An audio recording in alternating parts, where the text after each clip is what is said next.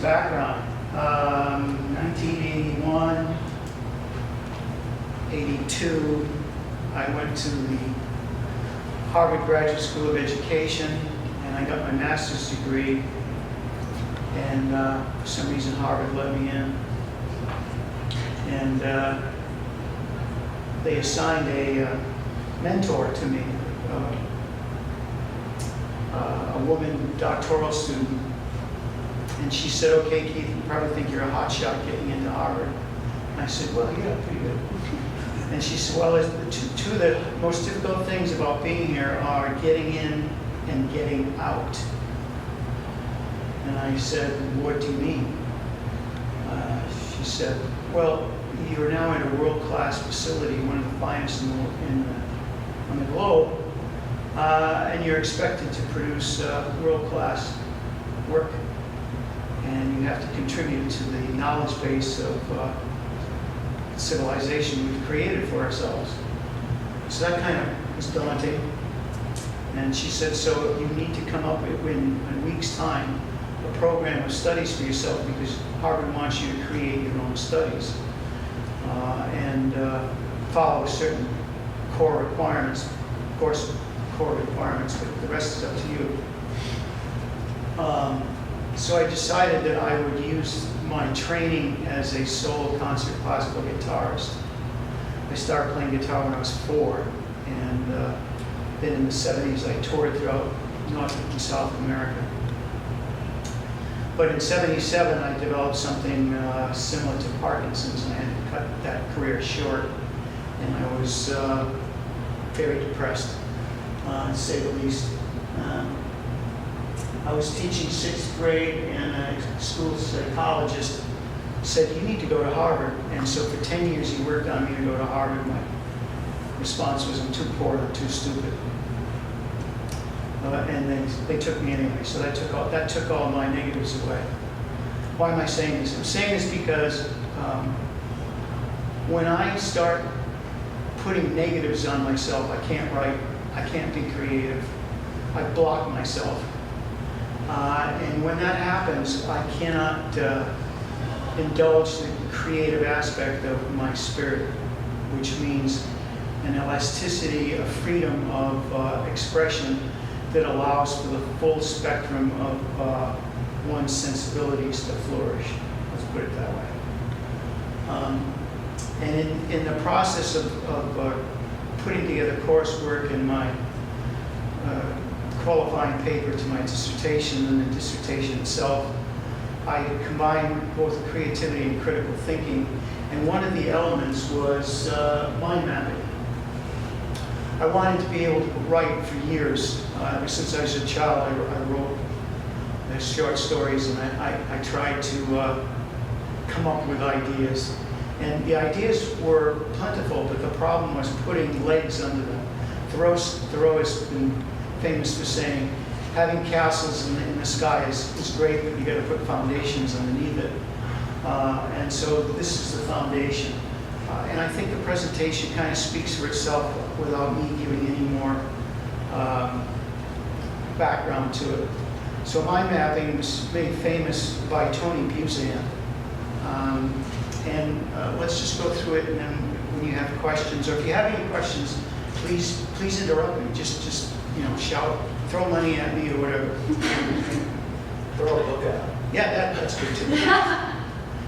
So it says your ideas can come from anywhere. They are the vital spark that starts the writing process.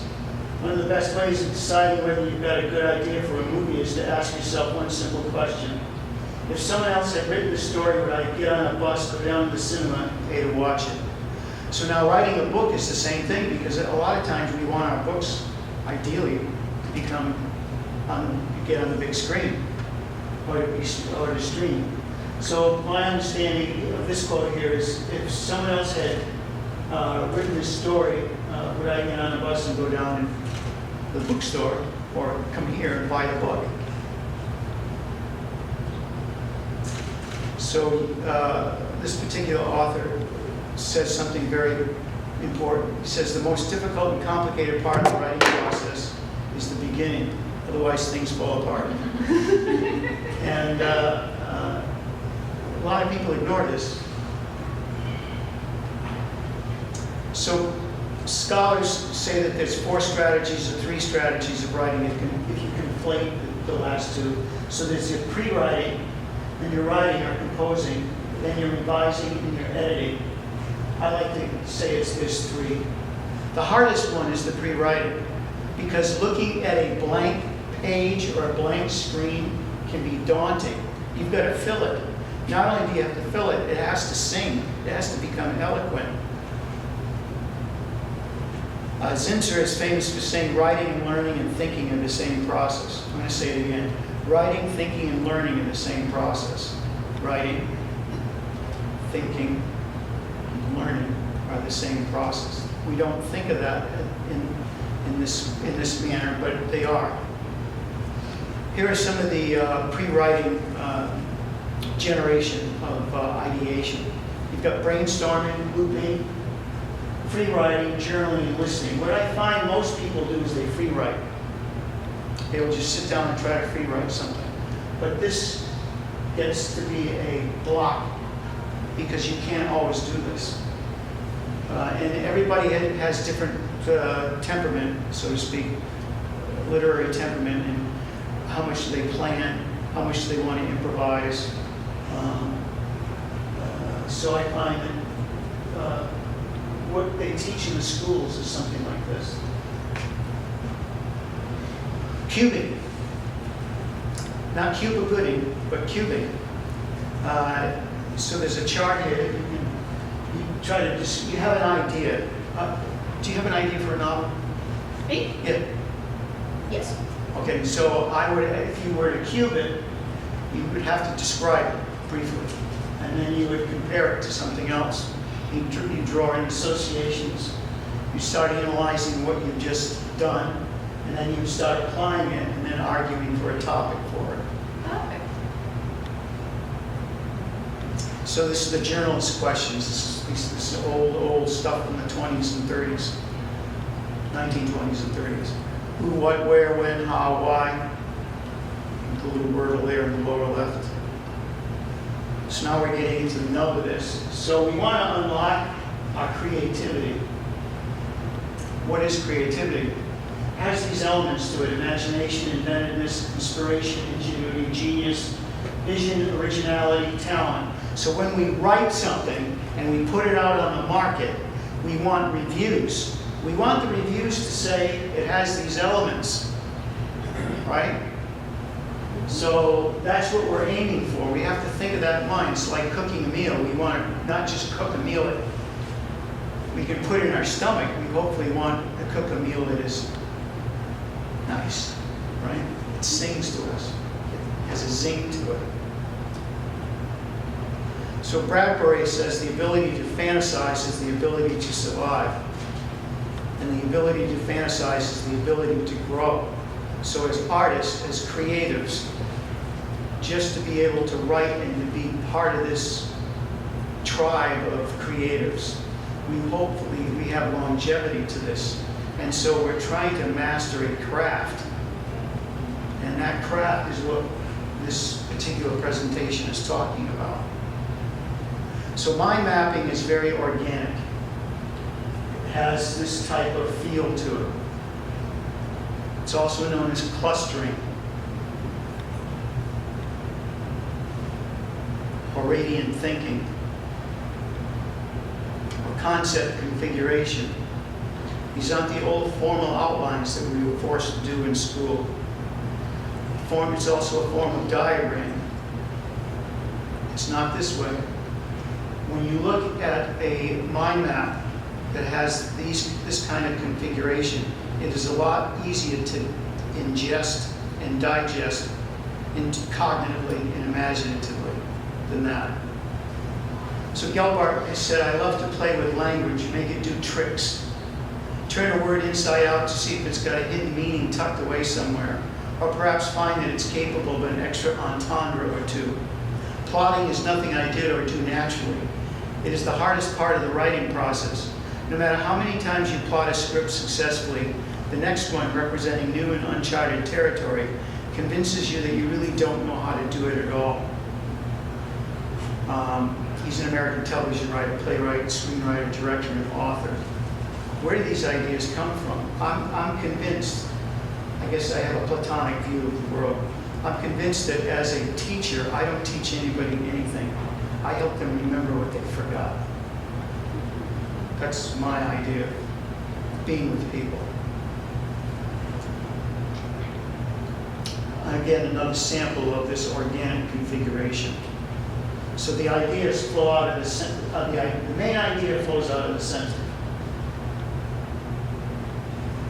So here we're talking about idea generation and some of the nature of idea generation. Research by the name of Beatty suggests that the creative profile can be explained by 4 primary creativity traits with narrow facets within each. Each one is fluency, originality, incubation, and illumination. So fluency means how well the ideas just keep on growing. Originality is how different or surprising your ideas are. I mean, if you're going to write a book and you want to write something in the same genre as Stephen King, your name isn't Stephen King. You don't want to write a book like Stephen King. You want to write your own book. It has to come out of your own uniqueness. Oscar Wilde is famous for saying, you don't have to be anybody else. Just be you. Originality, how different or surprising your ideas are. Incubation is how much you mull things over, letting ideas develop, connect, and improve. In other words, percolate. Illumination, having sudden breakthrough moments. So you want to get this all moving throughout the whole cycle, let's say, the vibrancy of composing. You want this in the background of it. So mind mapping is diagrams used to visually represent or conceptualize information. It's a powerful graphic technique used to translate what's in your mind into a visual picture. Mind mapping works like the brain does. It allows you to organize and understand information faster and better. It's an expression of radiant thinking. Thus, it helps unlock the potential of the brain. The mind mapping design enables you to easily sort through different details and recognize relationships among these details. So there's an example of mind mapping with a mind map.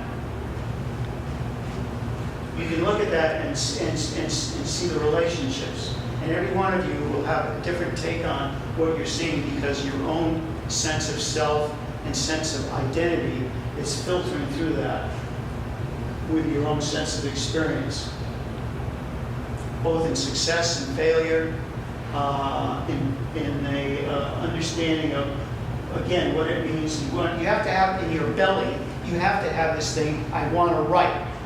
No matter what's going to happen, that gut is telling you, I'm going to write this story. Nothing's going to prevent you from doing that. Otherwise, you won't have the longevity to last through the whole process of getting it down on paper or on the screen. These are student papers. This is students of mine. I teach writing at Bridgewater State University. This is 2019, and this is a draft of a mind map, and they're writing academic essays, formal essays. Say Lee is over here says one distinct advantage of the mind mapping process is its visual spatial impact, thus allowing the reader to see the big picture and get the gestalt feel of the scheme of things is captured on the page. Thus, it is easy to read, easy to follow, easy to understand at a visual glance. Gestalt is German for figure configuration. So a mind map is worth 10,000 words. A picture's worth 1,000 words. A mind map's worth 10,000. This is another student mind map. This person is from Haiti, and she wanted to write about why the U.S. is responsible for Haiti's poverty issue. She came up with that idea, and this is about 5 attempts at this. So each attempt that you're creating this is called a cognitive burst.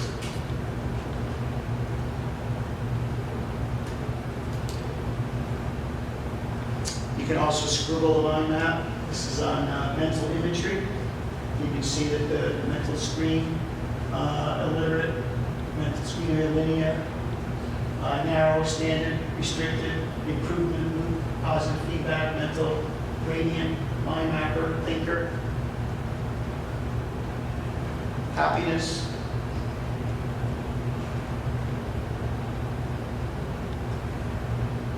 This is a very elemental mind map. Chad did this.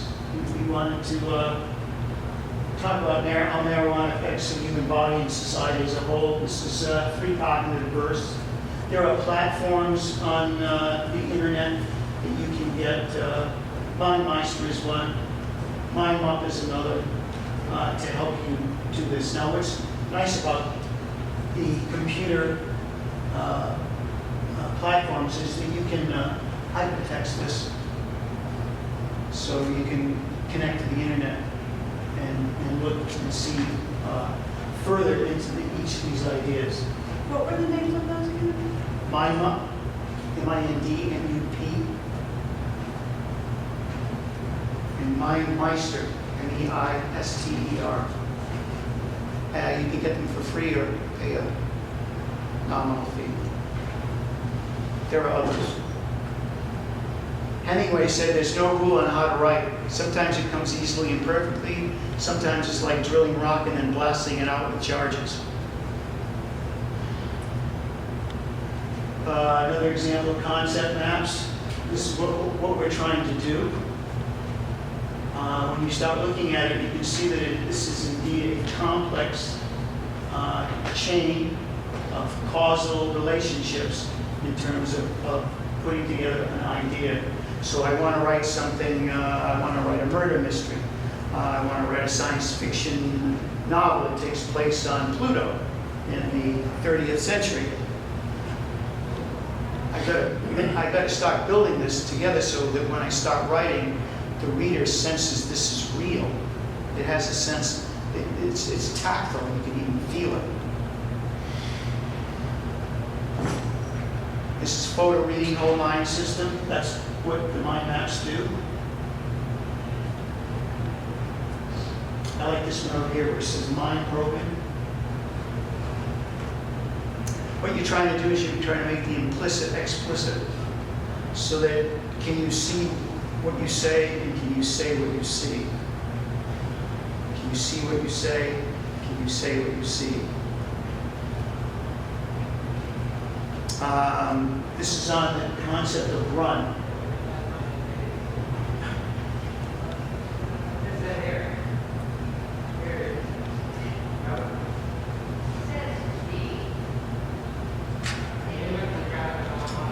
It's by Michaela. She's doing, her mother has seizures, and she wanted to learn more about seizures. There's 3 essays they have to do per semester. This was her 2nd essay.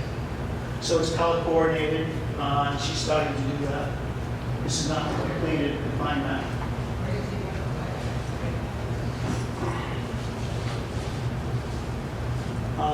This is the movie Bird Box and Connections to Mental Illness.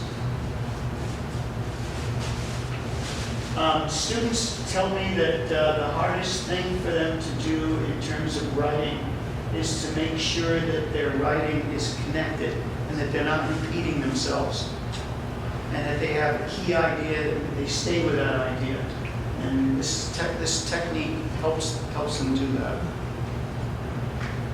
So Estradi says writing is not just a process of creation, it's also a process of self-discovery. Any response on that? I wrote my memoir, and it totally is self-discovery.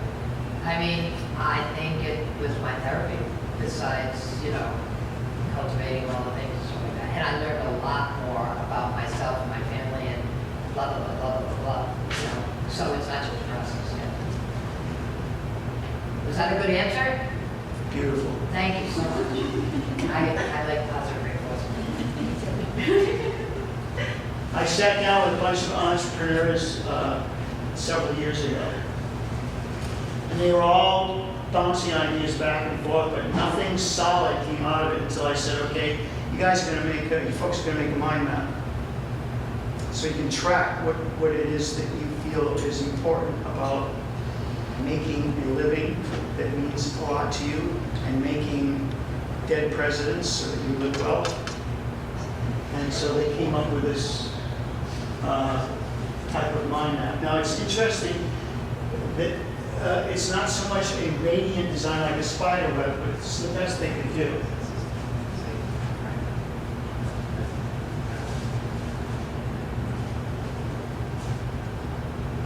There's two types of learners. There's nomothetic and ideographic. Nomothetic learner is somebody who's in the hard sciences, and somebody who's in the arts. They're ideographic. Einstein was capable of putting them both together because his breakthrough thinking on relativity started with him imagining people on a train.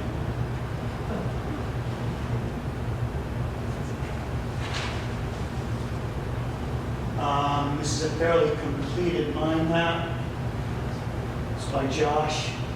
He's talking about disability students should not be mainstreamed into normal classes. The type of writing I teach is argument. So this is the argument he wanted to go with. They pick their own subjects. I don't pick the subject for them. Otherwise, why should they write what I want? I don't want them writing what I want. That's almost complete. So here's a painting of an individual's interpretation of realities and sensations. Now, as I'm showing this to you, you could think of this as, okay, I want to create a character. This is where you can create a character. I want to create a setting. I want to create a scene. Another mind map, political corruption, and Mrs. Smith Goes to Washington. Jimmy Stewart, I don't know if you're familiar with that movie.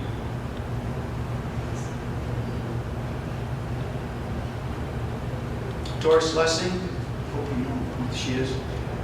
The writing process, the more the story cooks, the better. The brain works for you even when you're at rest. I find dreams particularly useful. You can only learn to be a better writer by actually writing. Let me read that again.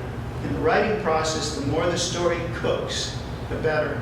The brain works for you even when you're at rest. I find dreams particularly useful. You can only learn to be a better writer by actually writing.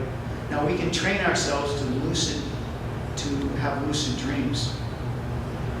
And so when we program that capacity to think, to feel that way, to imagine that way, to dream that way, it starts happening. It may not happen every night, but it starts happening. And the best thing you can do is keep a pen and paper next to you so that when you wake up, you immediately, as soon as you can, put that down, otherwise it's going to disappear on you. You cannot take any of this for granted. Doing so ruins the vision. And without vision, you perish. There's no hope because there's no vision. So, if you want, you can come up to me and give me your email, and I'll send this to you. These are links to different information on mind mapping. So these credits and related links. This can, I think, be helpful for you. So, let me get out of here. And let me show you some samples of me. Why isn't that out of there?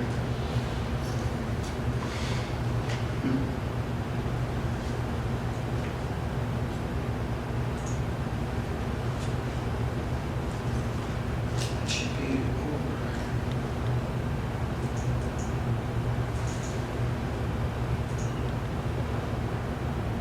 Well, that's cute. There we go.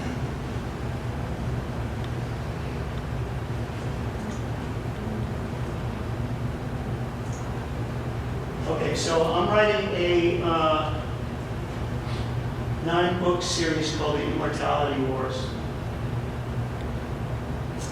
3 trilogies, or a trilogy of trilogies. The first 3 books, I don't have this. This is the first. Did one drop down? Yes. See, the characters are fighting, displacing themselves. The first book is missing. I've run out of it. So the first trilogy, the reader and the characters think that they're in the Middle Ages, so I use the Middle Ages trope. But I don't want to. I want to do something differently with it. So what they're doing is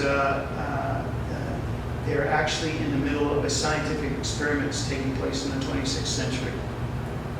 Now I didn't come up with this right away. I had to start mind mapping it and thinking about it and dreaming about it before I started writing about the story. And that was pre-started by me thinking, suppose I had the power to go back to the 18th century and bring George Washington, Thomas Jefferson, Benjamin Franklin, Abigail, and John Adams into the 21st century and show them New York City, Shanghai, Paris, London. What would they think? Here they are, they're in a culture of horses and fire. What would happen? They would think of me maybe as a great wizard. And then the other part says, knocks on the head and says, okay, great guy. Suppose that happened to you, and somebody comes 500 years in the future and takes you forward. What are you going to see? I started thinking about this. So the population of the Earth leaves the Earth and goes to 12 exoplanets that are in this part of the galaxy. And so I started putting together some ideas. So who would those be? Well, they'd be gambling syndicates, because they have a chance to make a lot of money. So they would be dealing in, let's do this.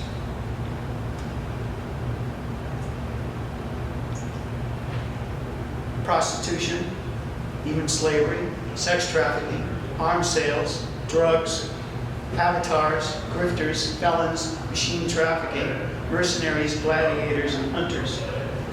That would be one element that would be off-world. Corporations would include conglomerates, syndicates, cartels, multinationals, and consortiums.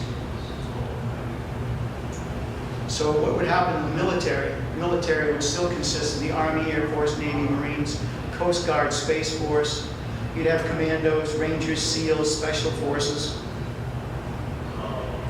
Media would still be involved. You'd have rogue organizations, terrorists, Yakuza, for example, Tongs, Triads, Mafia, other gangs, powerful families. The universities would be there, the intelligentsia, non-government agencies, think tanks. I could never do this off the top of my head. Religious organizations would exist, something like the Templars. So that's this again. This is idea generation. It's an example of it.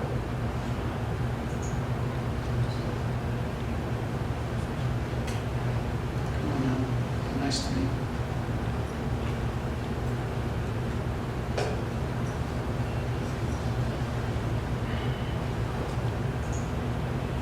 I wanted to create a character that was based on Joan of Arc. And so this is a sort of a mind map that you see. This is a program called Scapel, S-C-A-P-E-L. And this is hypertext and sends you to a whole gallery of images. This one right here, Wikipedia.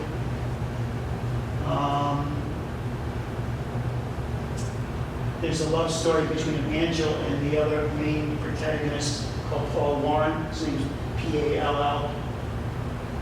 So this gives you the ideas of it. Otherwise, I could not keep track of the story.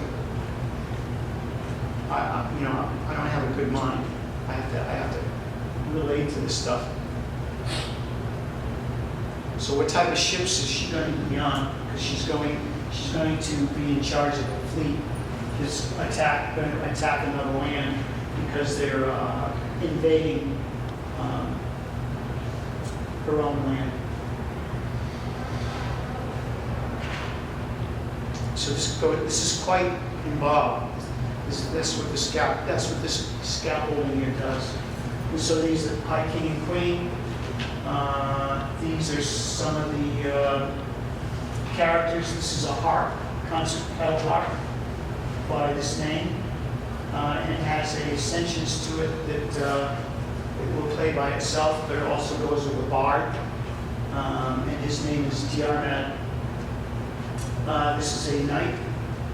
He's the champion of the realms, treble and core. And a lot of these names, I read about Tolkien, the way he came up with his characters was as a linguist, as a philologist, he would study ancient languages, and in studying the ancient languages, he would see names. And that's how the Gandalf came about, that's how the hobbits came about, the names. And so I thought I would try the same process, and that's what's happening here. So all of these are all characters. This is a fellow in the intelligence service. This is a renegade priest. This is one of his servants. This is another renegade. This is a captain of a longboat.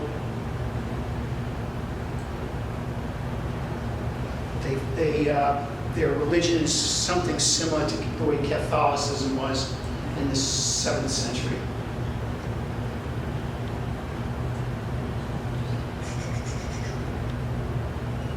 Yeah. So, Keith, when did you decide to do 9 novels, or did the story just kind of?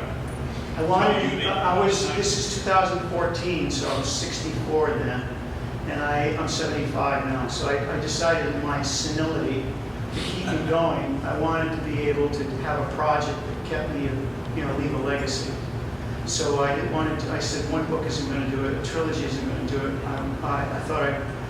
I don't know if you know what an enneagram is, but it's a 9-sided geometric figure. So it's also a 9 piece of art that's thematically related. So I thought it'd be kind of cool to do a trilogy of trilogies.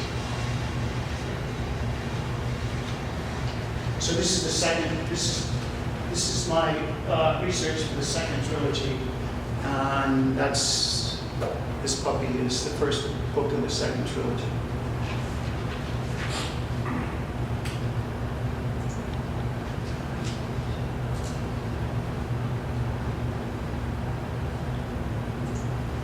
So this is the male protagonist, and I'm trying to minimize it so you can see the overall configuration.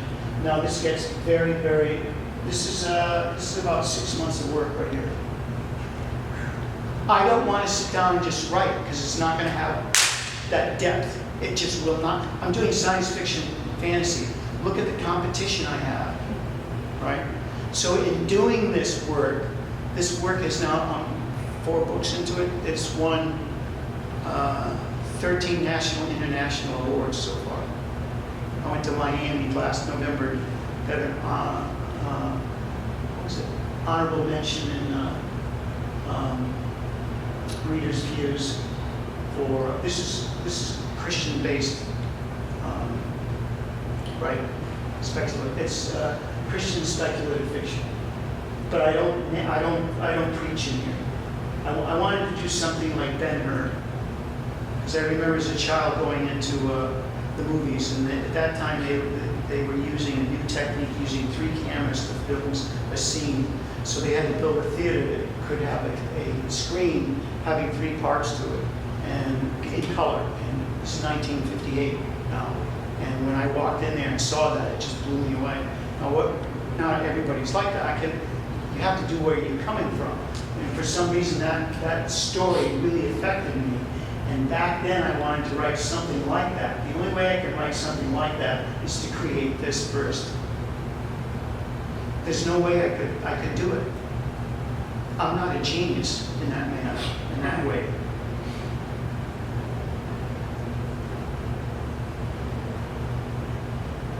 So if you highlight this.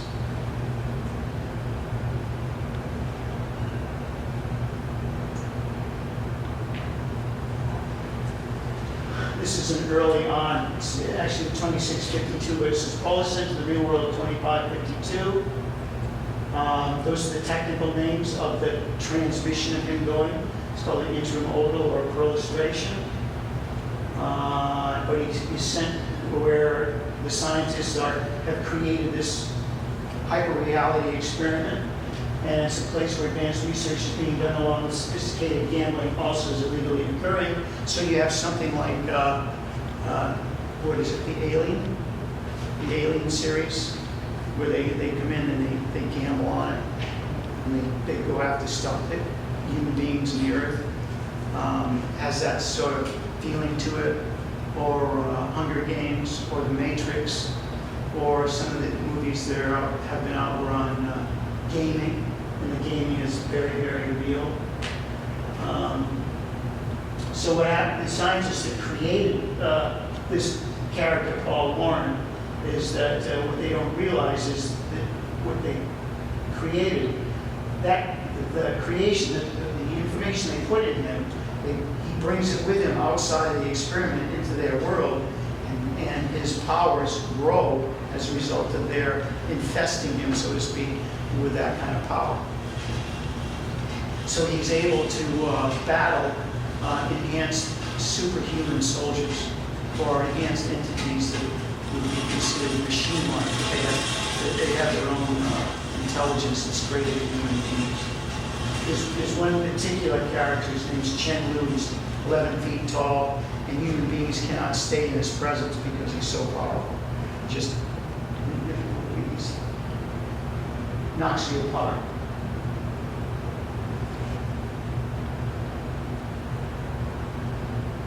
So the science lab has backers, and they're a consortium of individuals, artists, entertainers, financiers, scientists, university, military, and government personnel and nonprofit organizations, and they get involved in funding this experiment, this world that is created. It's a whole world that they create. It's not just a piece of the world like Hunger Games. It's a whole world.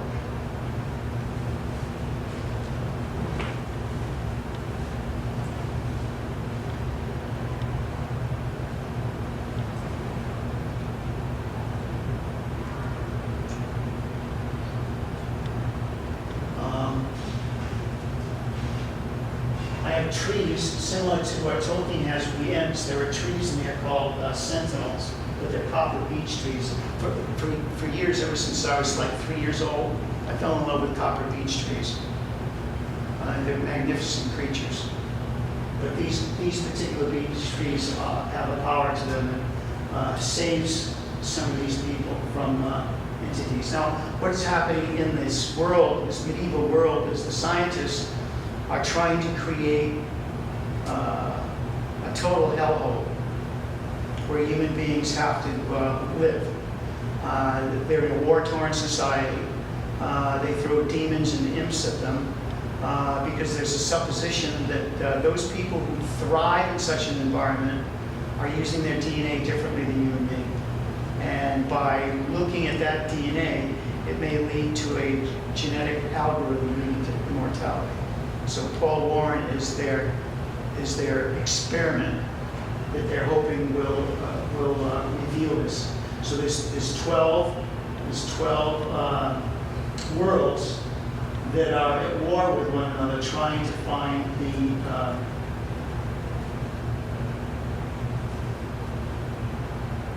cure to mortality. They have with their science the way it is, they can live forever. The life extension, they can live forever. But people, I don't know if you've noticed, people are greedy. You give people power, they're not going to give it up. They want more power.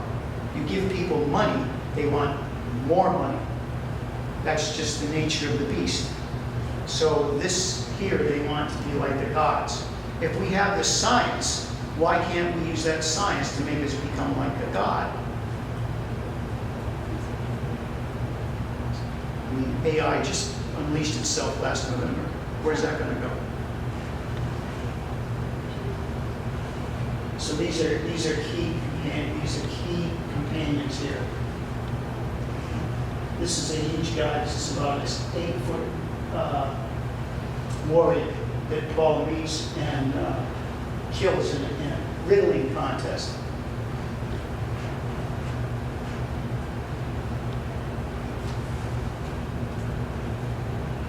So this was an early,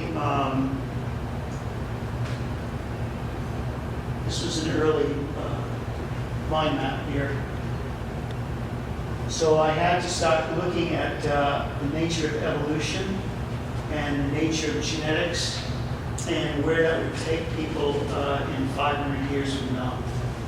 So I said quantum advances made in science, human engineering, genetics, particularly in intelligence, consciousness, and cybernetics, as well as in nutrition, human aging and longevity, warfare in the advanced civilizations, that's 2, occurs over who will have the immediate benefit of being immortal.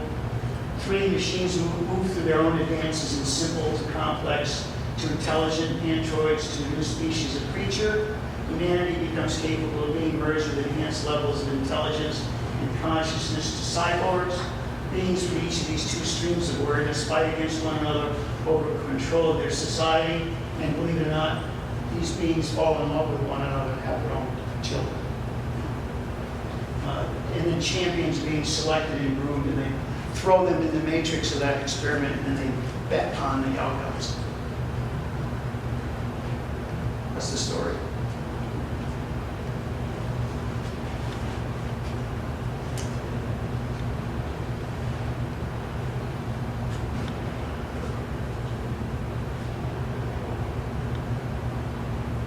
So Keith, this is all pre-writing, correct? So you do all this before you stop Yeah. page 1? Yeah. So do you get to a point where you just say, this is it? Finally, the pull to write starts becoming really palpable. And finally, when I can't take it any longer, Yeah. I just say, okay, I've done enough. Because you can kill yourself with this too. So does that get modified at all during the writing process at Yeah. all? Is it pretty? Yeah. Okay. Yeah, the idea is this.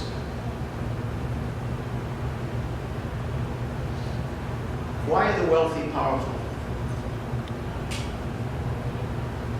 Because money gives them the ability to make decisions. Gives you options. Right. So me, I want a new car. I can't get a new car. I'm lucky to get something, a Punka for $8,000, right? The wealthy, they don't think that way, right? So the idea of mind mapping is that you cannot use the bow and arrow method. In other words, you can't shoot down anything that you're thinking of. You have to think you're the richest human being in the world, and that everything is your oyster. So that when you start laying out ideas, you don't shoot them down. You write them down. You put them down because you have no idea how that's going to turn on you, even if it doesn't even seem related. So this is part of the brainstorming or synectic process. Yeah. Just because I'm curious, looking at this, what was the first thing you put down on this map? Was it the idea? Was it the plot? Was it the characters? Like, what's This map here? Uh-huh. I'm just curious what your starting point was. You're going to laugh. No.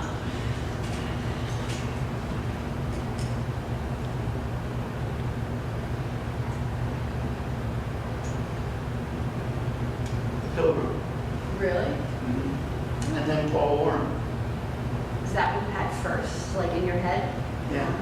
Oh, okay. And did, just because, again, world building, That's the central concept.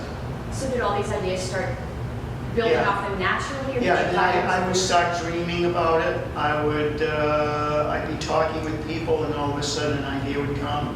Okay. And I said, I gotta remember that, I gotta remember that. And if I didn't write it down, I wouldn't remember it. I had to write it down immediately. I don't feel that. Okay, I was just curious. Because at 64 when I started this, I still had mind fog. Do you do it for one for every book, or is this for the entire thing?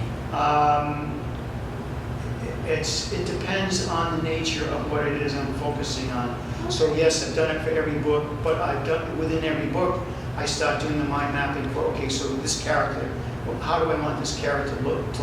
Because there's so many characters in this thing. It's like Ice and Fire, J.R.R. Martin. Yep. So for me I don't have a team of people around me. to say, it's this, it's this. So I have to create my own encyclopedia, I guess, of characters. And this is what helps me do it. Oh, okay. Yeah, I did this. I asked because I sort of have a similar situation. So I'm trying to figure out how organizing and approach multiple characters in a big world is a challenge sometimes. See, I was thinking of the Wheel of Time as an example of what he was doing here. Big time, yeah. Yeah, as a matter of fact, what ended up happening was that particular author had fans that would help him remember things. Oh, sure. Yeah, That's awesome. yeah. Sorry, I didn't mean This is another protagonist, John Savage. I'm a Lee Child fan. I don't know if you know who Lee Child is. But he has a series of books called The Jack Reacher. Oh, Tom Cruise has played him. Actually, she shouldn't have picked Cruise. Cruise is not a John Savage. Anyway, it's not a Jack Reacher. But Savage is a big guy. He is in the medieval world. He's 7 feet tall. He has a 7-foot longbow. He's skilled at using it. The arrow is 38 inches long. He works for the king. He's in the intelligence service, and the king sends him out because there's an awful lot of stuff happening that they can't understand. Because the scientists in the throwing things in the experiment don't make any sense. So you can see this gets very, very involved. These are different characters. Paul Warren is part of the Alien Guard, which is an elite part of the King's Army, Northern Army. Savage uses a double-edged longsword. Has 2 antlaces along with his bow and arrows. Antlaces are a form of knives. I had to do all this research. This computer's, the amount of stuff just on how they made food, how they made drinks, what they ate, what they served their food in, what they dressed, how they got their clothes, goes on and on and on. Yeah, so, but now, this may look like work. This is a joy to do. I'm having a lot of fun doing this. This is not mind-bending to me because I'm saying, this is really cool. And again, a lot of this research, I'm looking at Latin words. I'm looking at Roman history, Hellenic history. I'm looking at up there, top there. I'm looking at Viking history. I'm looking at Welsh history. I'm looking at Irish history. Over here, this is a nasty individual. His name is Unger.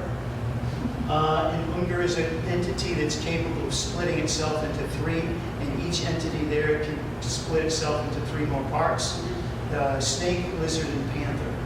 And you can see it sometimes. So if it came in through this room, I might see it in the hallway, and then all of a sudden it might be here. It blotches. I actually saw something like that when I was stoned one time. And I said, wow, that's pretty cool. And then I was driving a car, it was in a Vermont village. And I was going through, and the damn thing was running along with me. I'm in the car, and I'm seeing this thing running along with me. And I'm all by myself, and I'm saying, too much accident in the 60s. And the thing ran across, and I stopped the car, and it ran in front of the car, and it stopped in the street and looked at me, and then ran over up to the side of the road and ran this way, and it ran out that way. And I said, what the hell was that? So what I think happened was I did see something, but it was from another world, and it just happened to transdimensionalize with me, or I did with it. I have these experiences, so I don't know what else to say. Yeah. Does this give you a sense of what I'm talking about? Do you use this to cross-reference when you've got so much material and history and characters? Can you use this also to cross-reference as a quick reference point? Absolutely. Yeah. At the end of these books is a cast of characters, because I don't want the reader confused. Keith, you you find that the stuff you have in here is kind of like just more of a mental note for you? It doesn't even make it into the, like directly into the book? Right, well, that's the idea. So like I was saying with the wealthy, you develop options for yourself. You're not going to use all those options, right? But you have those options, so you can pick and choose from them. Okay. Okay, yeah, options. So you don't have to use them all, but you have them all. Right, right. The idea is to live in luxury, to live in the wealth of this ideation. Okay. Because it gives me confidence.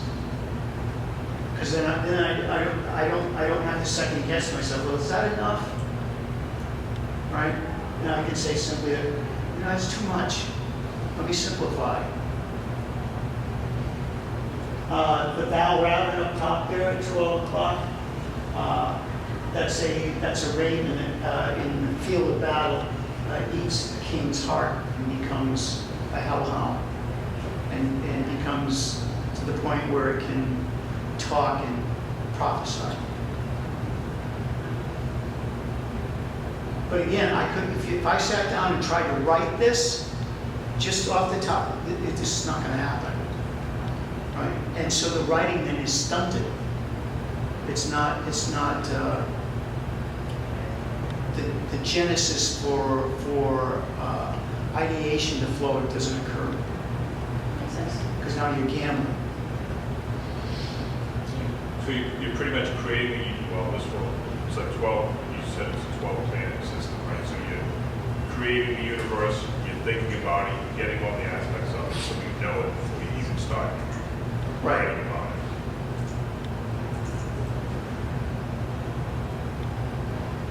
So these are the Earth's nations. Now I couldn't in my head say, okay, what are the nations that are going to go up? I had to write to answer that question. I had to write this down. So there's 12 of them. So here's the 12 on a clock face, and they're establishing their own civilization on a planet. So Eastern Europe, these are the nations that take that. Why is that important? Because on that planet, this will have a certain distinguishing signature in terms of the people. So the history, their culture, and therefore the names that come out of this come from here. So in my Facebook page, my author page, I have 2,300 followers. Guess where they're from? All over the world. Well, yeah, the Philippines, Vietnam, India.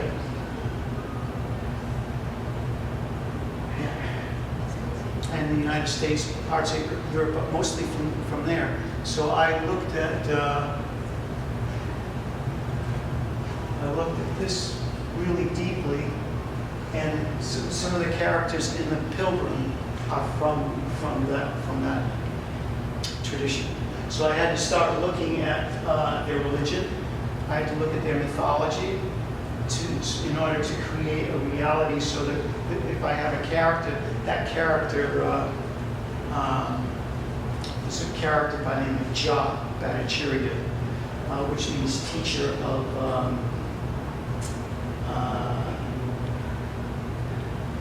Sanskrit, teacher of that culture. So that came out of this. So you make lots of different maps then, right? Yeah, so each one of these, you created a mind map out of these. So now I create a mind map out of here, and I want to concentrate, say, on guitar. So now I create another mind map here, Makes sense. right? Makes sense. So it's like, you know what fractals are? Yeah, it's been a while, but yeah. Yeah, so you have a picture that's made up of pieces that are actually in the image, Oh, yeah. right? But you go down into the weeds for the. Eventually, you have to say stop, right? Yeah. You should get lost. Yeah. Makes sense. Keith, 5 minutes. Okay, cool. Thank you. What else we have? Let me show you this one. So another clock face, or this is radiant thinking now. These are mind maps. Here are the 12 power faces based off that other mind map. So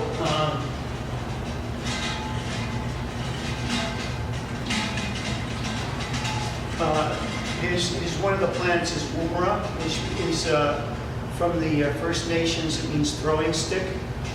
Another planet is called Punzai, which means being in Mandarin.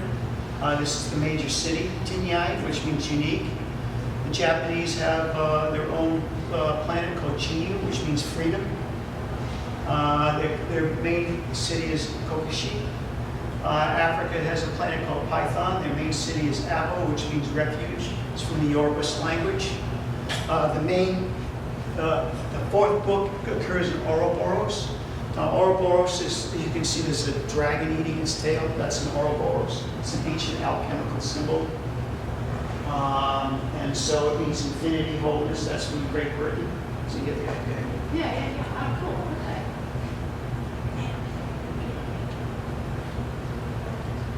So what I hope you will do is that you will go home and try this. Don't give up. Just try it and see what happens. Start simple. So write a short story. Write a poem. No, forget the poem. Write a short story. Leave the poetry alone. Now, if you had a long annotated poem, yeah, definitely. Let's do one more. I can.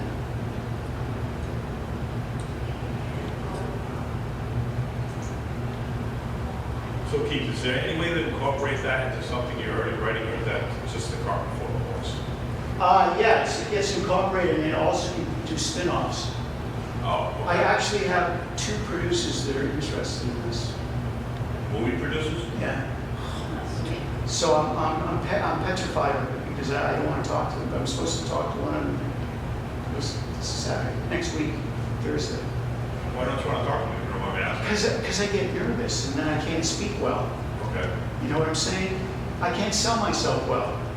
So you got to do the Goodwill Hunting thing, and you got to send a friend to the job interview. Exactly. Yeah. So I created, out of a mind map, I created a scale of technological development. So it goes back, I read the timeline. So go back to, actually it's been updated, but that's 12,000 BC to 7,000. You have primitive Neolithic, 7,000 BC to 1712 AD, agricultural era. That's level 2, level 3, 1712 AD, 44 pre-industrial. We're actually in the 4th industrial age today. People don't know that. Nuclear age, machine synchronicity, the first Armageddon. This is where societal collapse is called seculum obscurum. Massive disruption of culture. And we go from 12 billion people inhabiting the Earth to 5 billion. Then the Dark Ages, 2175 to 2260. A resurgence. It's called the Tenebris ad lumina. This is me looking at the Latin. From darkness to light, so the second enlightenment. So this is what I did, and that's in the charts in this book. So that when you're reading it, you're seeing that there's a reality to this. Believe me, I don't cook dinner for myself.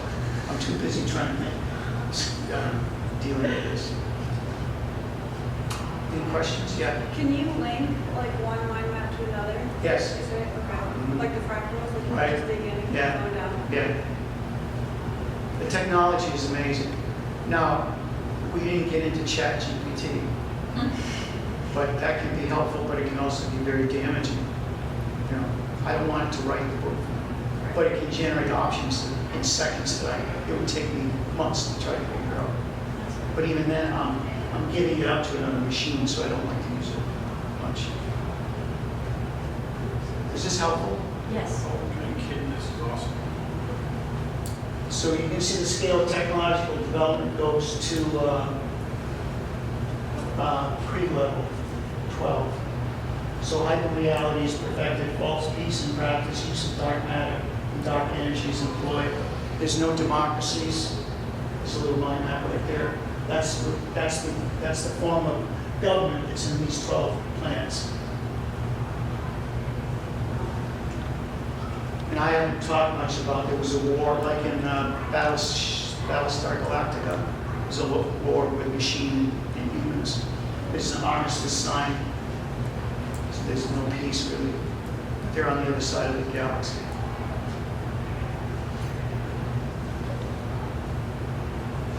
Questions? How long did this take you again? It started in 2014. And I started in January because I started writing poetry in my sophomore year of high school. I wrote 1,000 poems. They were on napkins, they were back of envelopes. I said, I can't do this. I spent January and February re-editing that, and then I was reading Neil Bascom's Hunting Eichmann. And so I wrote this long annotated poem, which is now an ebook. It's called Send Down the Master in Person, which is a quote from Himmler. They sent for Eichmann, and Eichmann was the architect for the final solution. So I decided I would do that. It's a poem. So then I published it last June because I felt that the way the world was going, we would forget what happened in the Holocaust. It sounds familiar.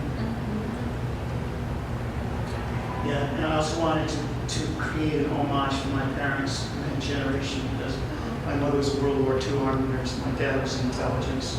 One of my uncles was with Patton. He was in 5 major battles in Europe. So I wanted to write about that. But using poetry to tell a story.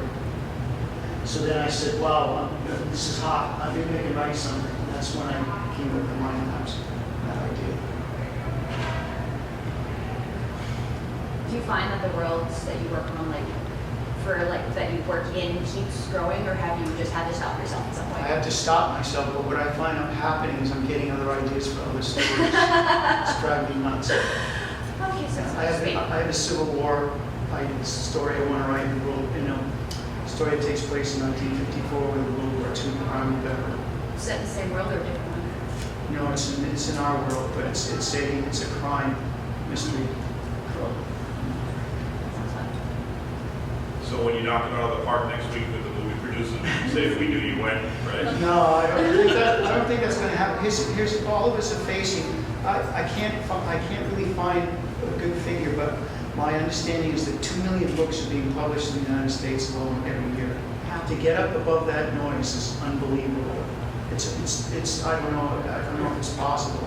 I mean, when you go in that big room that's over there, and all those authors, you can see that there's some authors that have a leg up. You know, they're selling books and they have a presence to them, but that's still very, very rare. And we're not the only writing association in the state either. So what I'm saying is I'm touting the ARIA because the solidarity with one another is extraordinarily important. Because there are scammers out there that will take your money from you faster than you can even blink. And you have to be very careful. So I'm constantly talking to people saying, is this a scam? I'm done.